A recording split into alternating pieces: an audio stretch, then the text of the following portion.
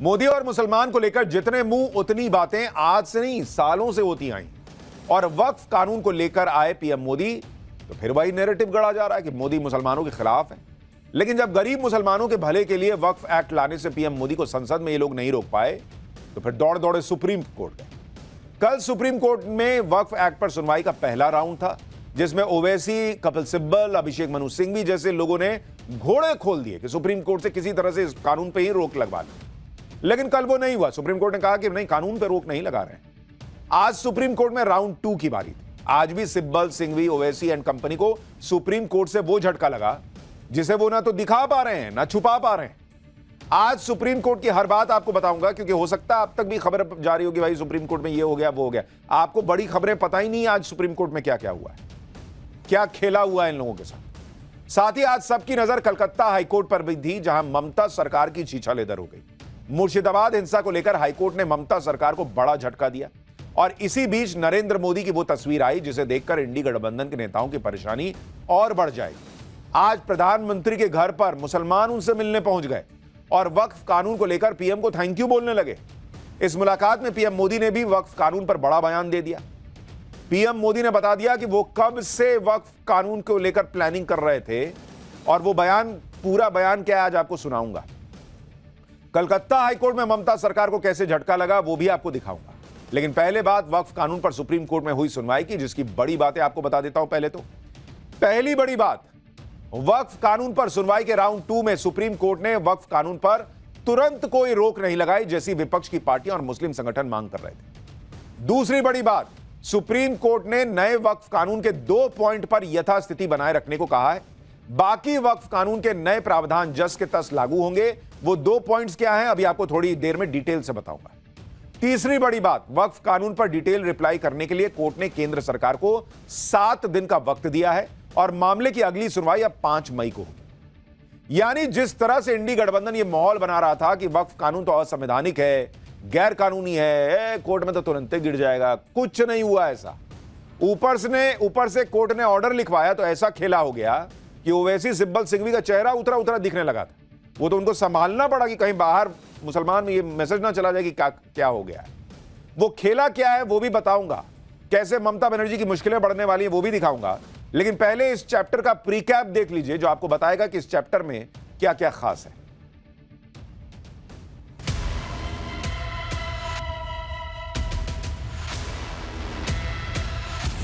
हम उसकी आज भी मुखालिफत कर रहे हैं और कल भी अपोज करते रहेंगे। ये कानून कहीं ना कहीं संविधान के खिलाफ बना है। कोई भी प्रॉपर्टी एक्वायर की और रेवेन्यू रिकॉर्ड में गवर्नमेंट का आ गया तो क्या वो चीज़ थोड़ी ना खत्म हो जाएगी। जगन्नाथ टेम्पल का, माता वैष्णो देवी का, तिरुपति का, काशी विश्वनाथ का, सिर्फ उसी समुदाय, उसी धार्मिक वर्ग के लोग ही उसका संचालन कर सकते हैं। प्रधानमंत्री मोदी का लाया नया वक्फ कानून इंडी गठबंधन की आंखों में चुभ रहा है, क्योंकि अगर मुसलमानों में यह मैसेज चला गया कि पीएम मोदी ने उनकी भलाई के लिए कितना बड़ा काम किया है तो फिर इंडी गठबंधन की राजनीति की दुकान ही बंद हो जाएगी। इसलिए वक्फ कानून के विरोध में सुप्रीम कोर्ट में कानूनी लड़ाई लड़ी जा रही है और इस लड़ाई में अभी 7 दिन का ब्रेक लग गया है। यह ब्रेक सुप्रीम कोर्ट ने लगाया। आज वक्फ कानून पर सुनवाई के दौरान क्या क्या हुआ, पहले उसकी डिटेल बता देता हूं।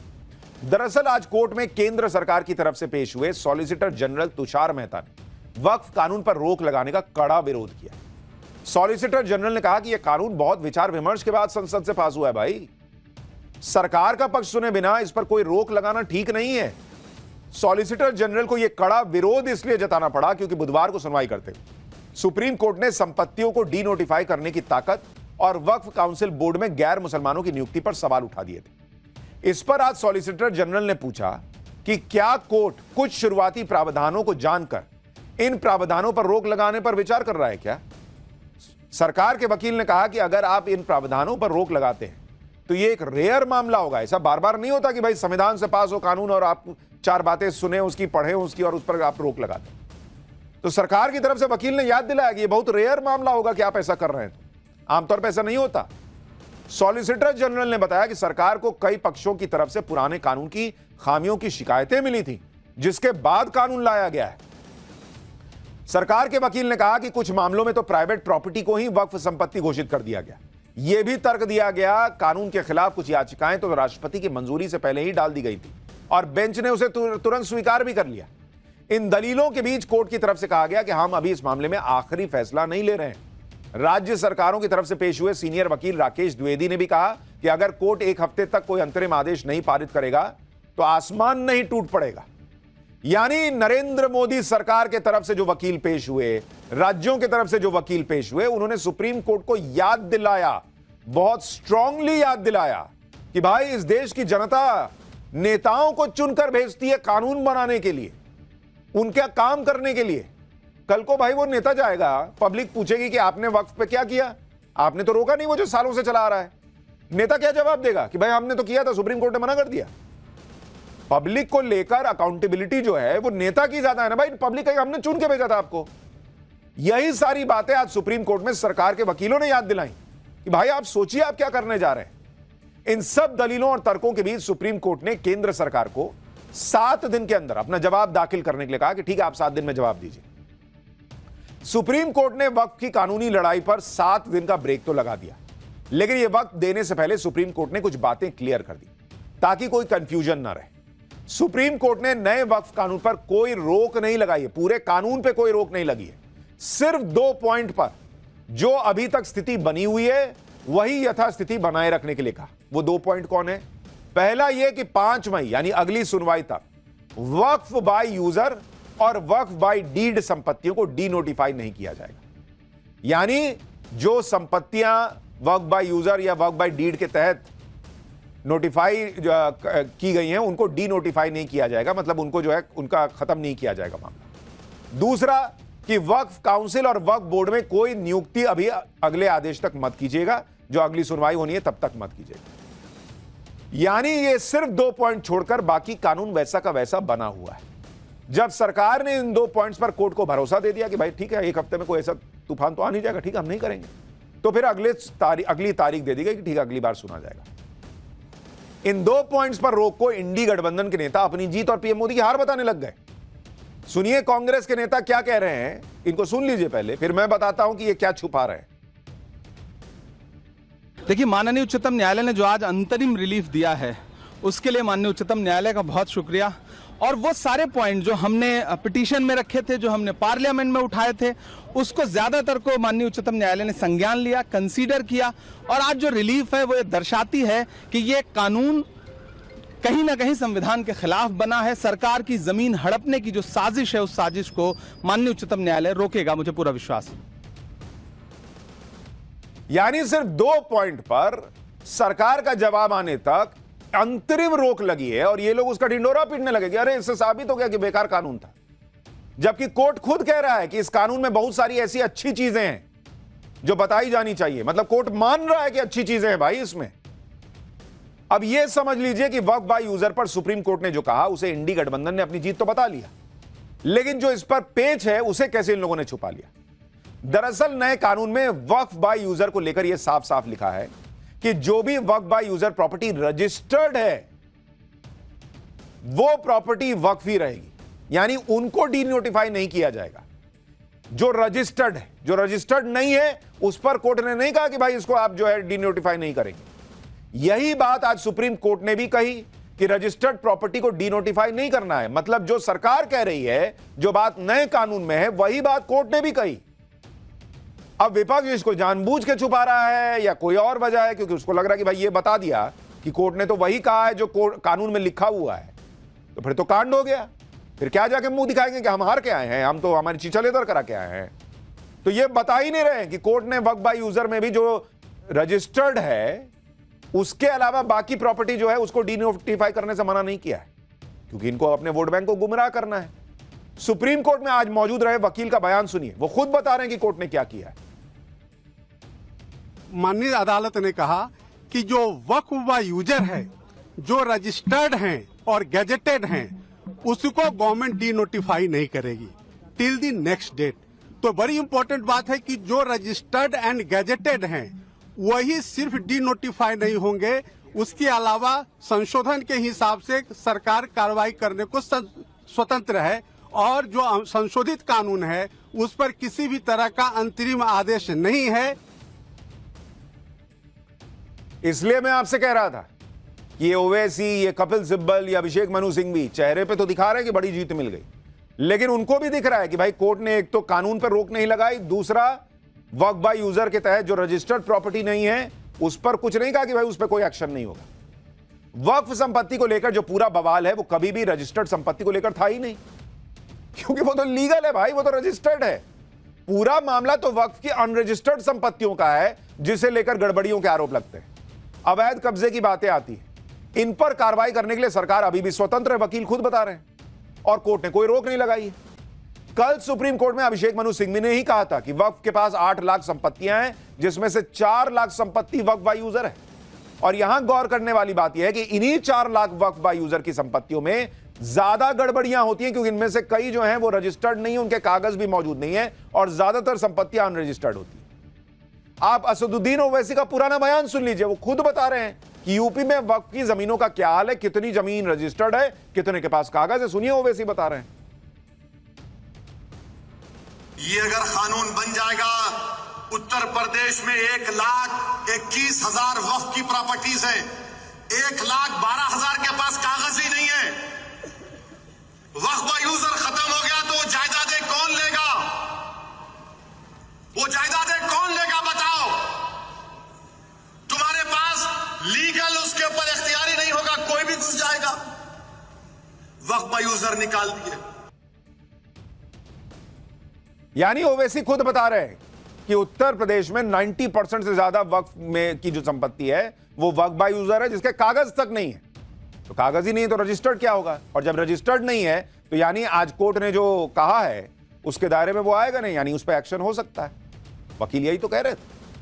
आप सोचिए, जो नरेंद्र मोदी के पूरे वक्फ कानून को गैर कानूनी बता रहे थे, वो कानून के 2 पॉइंट्स पर ही कुछ दिनों की रोक लगने से इतना खुश हैं जैसे सुप्रीम कोर्ट ने कानून रद्द कर दिया। आम आदमी पार्टी के नेता अमानतुल्लाह खान को सुनिए, कह रहे हैं कि जज और वकीलों ने धर्म से ऊपर उठकर साथ दिया है। सुनिए।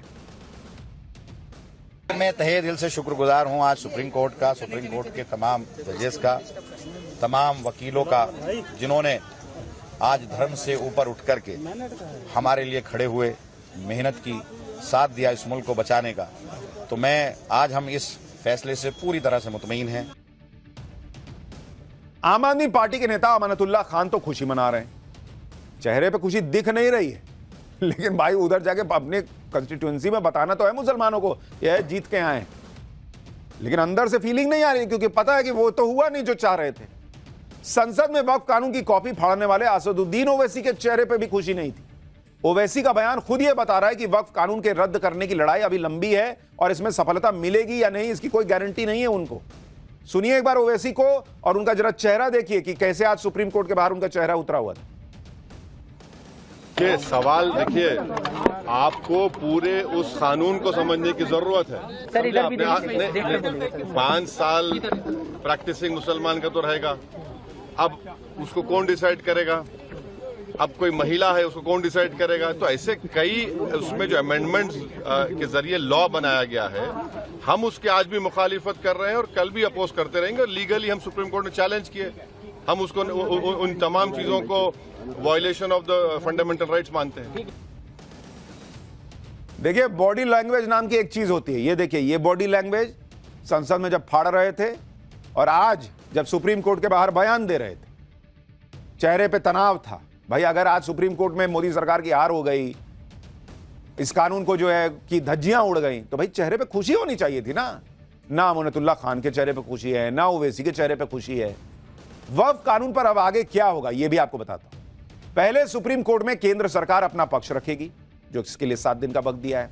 फिर 5 दिन के अंदर जब वो सरकार अपना पक्ष रख देगी, तो 5 दिन के अंदर जो कानून का विरोध कर रहे हैं, जो याचिका करता है, उनमें से 5 को कहा गया है कि भाई 5 की ही रिट पिटीशन मानेंगे, तो उनका अपना तय कर लीजिए कौन 5 है, और वो 5 जो पक्ष है वो अपना पक्ष रखेंगे। सुप्रीम कोर्ट ने वक्फ कानून के खिलाफ डाली गई ढेरों याचिकाओं के नंबर को कम करके 5 कर दिया है। सीजीआई की तरफ से कहा गया कि सिर्फ 5 याचिकाएं लेकर आए, सबको सुनना संभव नहीं। कोर्ट ने दोनों पक्षों से कुछ वकीलों के भी नाम तय करने को कहा है जो कोर्ट में पक्ष रखेंगे। कोर्ट की तरफ से कहा गया है कि अगली तारीख में अंतरिम आदेश दिया जाएगा। वक्फ कानून पर सुनवाई के दौरान सुप्रीम कोर्ट में पुरानी वक्फ संपत्तियों को लेकर भी दलीलें दी गई। कपिल सिब्बल ने कहा कि वक्फ सैकड़ों साल पुराना है, अगर वक्फ संपत्तियों का रजिस्ट्रेशन किया जाएगा तो 200-300 साल पुरानी संपत्ति के कागज कहां से लाएंगे बॉस? अब गजबी बात है ये, जिस जमीन पर मन किया उसको वक्फ घोषित कर दिया, लेकिन कागज नहीं है इनके पास। पब्लिक कह रही है कि पहले जब सीए एनआरसी आया तो बोले कागज नहीं दिखाएंगे, अब जब वक्फ की बात हो रही है तो कह रहे कागज कहां से लाएंगे। तो मतलब कागज नहीं दिखाएंगे कि अपार सफलता के बाद अब कागज कहां से लाएंगे का गाना शुरू हुआ है। कागज कहां से लाएंगे भाई, कह रहे हैं। भाई कभी आपको सोचना पड़ा कि इस तरह से देश चलेगा कि कैसे चलेगा हिसाब, कि कोई कागज नहीं देंगे लेकिन यह संपत्ति मेरी हो गई। इस तरह की दलीलें अयोध्या के राम मंदिर की सुनवाई के दौरान तब कहां चली गई थी? उस समय तो प्रभु श्री राम के होने के प्रमाण मांगे जा रहे थे, प्रभु श्री राम सनातन के सबूत मांगे जा रहे थे। 200-300 साल की बात नहीं थी। अभी इनके पास 200-300 साल के सबूत नहीं है देने के लिए, वक्फ के लिए। तब यही लोग खड़े होकर कह रहे थे कोर्ट में कि रामलला के क्या सबूत हैं, प्रभु श्री राम के क्या सबूत हैं। प्रभु श्री राम को काल्पनिक बताते थे कोर्ट में खड़ा होकर। उस समय क्यों नहीं कहे कि राम मंदिर तो सैकड़ों साल पहले बना होगा, प्रभु श्री राम जो हैं उनके सबूत कहां से आएंगे इतने पुराने। आप देखिए प्रभु श्री राम को लेकर इन लोगों ने क्या क्या कहा। राम मंदिर सुनवाई के दौरान सुप्रीम कोर्ट ने खुद पूछा था कि श्री राम कहां पैदा हुए थे, तब तो किसी ने नहीं कहा कि इसका सबूत कहां से लाएंगे। 2019 में कांग्रेस नेता मणिशंकर अय्यर ने कहा था कि 10,000 कमरों में से किस कमरे में राम पैदा हुए थे। इन लोगों को लाज नहीं आई थी, तब शर्म नहीं आई थी कि पूछ रहे किस कमरे में प्रभु श्री राम पैदा हुए थे। तब किसी को नहीं लगा कि सबूत कहां से लाएंगे, किस कमरे में। ऐसा ऐसा सवाल पूछते थे ये लोग। यूपीए 2 के दौरान सुप्रीम कोर्ट में सरकार ने कहा था कि राम सेतु जैसी कोई चीज ही नहीं है, ये तो कोरी कल्पना है। उस समय केंद्र सरकार के वकील कपिल सिब्बल ही थे। 2007 में करुणानिधि ने कहा था कि राम कौन है, वो किस कॉलेज में पढ़े थे, इसका कोई सबूत दे सकता है। यानी हिंदुओं से इनको बात बात पे सबूत चाहिए था। इनको भगवान राम के अस्तित्व और कहां जन्मे, किस कमरे में जन्मे, किस कॉलेज में पढ़े, इसके सबूत चाहिए थे। और आज जब वक्फ की प्रॉपर्टी की बात आई कि कहां उंगली रख दी है वहां जमीन तुम्हारी, वो संपत्ति तुम्हारी कैसे हो गई दिखाओ, तो कह रहे 200-300 साल पुरानी वक्फ की संपत्ति की बात में कह रहे कागज कहां से लाएंगे। ज्ञानवापी में इनको सबूत चाहिए, मथुरा में इनको सबूत चाहिए, लेकिन वक्फ कर दी जमीन बाय यूजर या जो भी, उसका कागज नहीं है। हमने कह दिया तो हो गया ना, अब इसका सबूत क्या देना। यह तराजू बराबर है बॉस। सुप्रीम कोर्ट में वक्फ कानून की सुनवाई में बार बार धार्मिक स्वतंत्रता के उल्लंघन की दलील दी जा रही। इसी आधार पर वक्फ बोर्ड में गैर मुस्लिम समुदायों का सदस्यों का विरोध किया जा रहा है। कहा गया कि वक्फ बोर्ड एक धार्मिक संस्था है, सरकार इसमें दखल दे रही है। वक्फ कानून मुसलमानों की धार्मिक आजादी पर हमला है। मुस्लिम धार्मिक संस्था में गैर मुसलमानों की नियुक्ति क्यों होनी चाहिए? जबकि वक्फ बिल पर बनी जेपीसी के चेयरमैन जगदम्बिका पाल कह रहे हैं कि वक्फ बोर्ड कोई धार्मिक संस्था है ही नहीं। खुद सुप्रीम कोर्ट यह बात कह चुका है। सुनिए जगदम्बिका पाल को। 2010 में रामराज फाउंडेशन बनाम यूनियन ऑफ इंडिया का सवाल उठा था, जिसमें सुप्रीम कोर्ट ने फैसला किया था कि Waqf board is not a religious body, ये एक कानूनी संस्था है। इसी तरह से Karnataka state board of Waqf versus Nazir Ahmad में हुआ था, उसमें भी कहा था कि ये एक स्टैचुरी बॉडी है, प्रशासनिक बॉडी है, न कि धार्मिक संस्था। इसलिए जब कोई प्रशासनिक बॉडी है तो उसमें मुस्लिम या नॉन मुस्लिम बिल्कुल रखना वाजिब है। जेपीसी के चेयरमैन थे जगदम्बिका पाल, कह रहे हैं भाई सुप्रीम कोर्ट खुद कह चुका है कि ये तो स्टेटरी बॉडी है, ये धार्मिक संस्था है ही नहीं वक्फ बोर्ड। हालांकि अब सुप्रीम कोर्ट खुद वक्फ कानून की सुनवाई के दौरान यह सवाल उठा रहा है कि क्या हिंदू बोर्ड्स में गैर हिंदुओं की नियुक्ति होगी। वक्फ बोर्ड और हिंदुओं की धार्मिक संस्थाओं की तुलना गैर मुस्लिम या गैर हिंदुओं की नियुक्ति के आधार पर की जा रही है। जबकि अगर तुलना करनी है तो फिर भाई पहले तराजू तो बराबर करना होगा।